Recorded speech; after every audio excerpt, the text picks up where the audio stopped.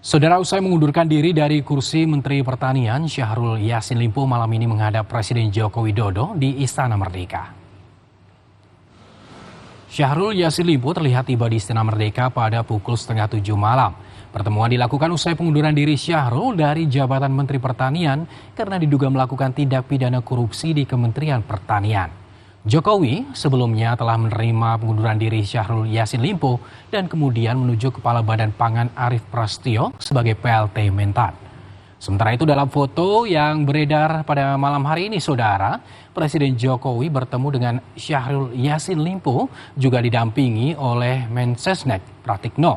Hingga kini belum ada keterangan resmi dari istana terkait dengan pertemuan ini.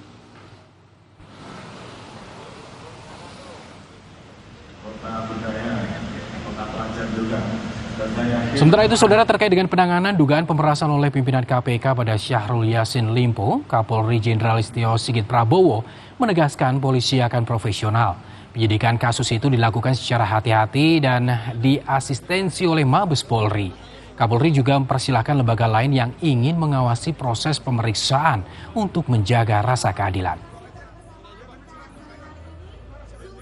Karena harus cermat, harus hati-hati. Oleh karena itu saya minta tim dari Mabes untuk ikut turun mengasistensi sehingga di dalam proses penanganannya menjadi cermat. Silahkan kalau ada lembaga yang mau ikut mengawasi.